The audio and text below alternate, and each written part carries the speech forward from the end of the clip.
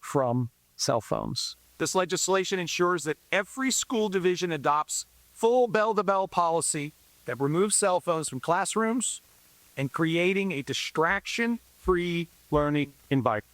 Republican Virginia Governor Glenn Youngkin has signed a bill into law that limits cell phone use for all of the state's K-12 public schools. The law is aimed at reducing distractions and disruptions in the classroom. And our next guest fully supports the governor's decision.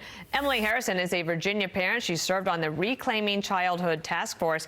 I see this as a win-win for everyone, the students, the teachers, the custodians, the faculty, the parents. I mean, who doesn't win in this, Emily?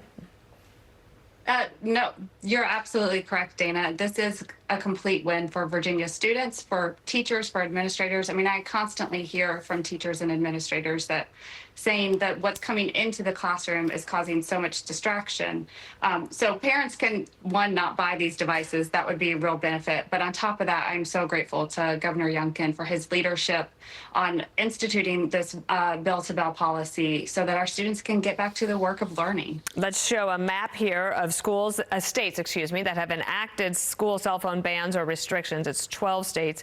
Arizona is going to go into effect 90 days after the legislative session. But one of the things you pointed out to our producers, I thought it was a good point, was that students are not only distracted by their own phones, but by other people's phones. And I find that for myself in a setting where I'm trying to concentrate on something. How important was that to get everybody to buy in? Yeah, that was really huge. And I think once parents start thinking about that, we've all had those moments where you're sitting, on an airplane or at the doctor's office and somebody else is scrolling and you kind of can't help but let your eyes drift to that.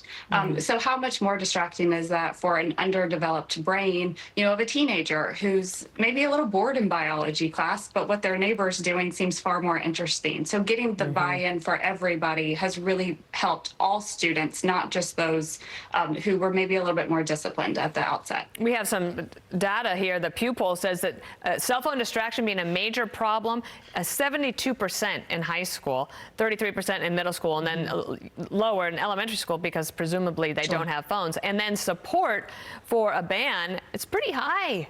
If you look at this, 68% for class time, and then for the entire school day, 36%. Governor Youngkin said bell to bell. Does that mean even outside of class, like in the hallway in between class, you can't have it?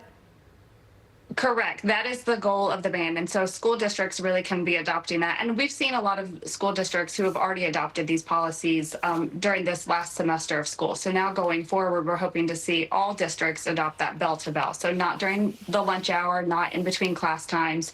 So it's kind of an off and away policy so that no student should have a device even turned on during the school day.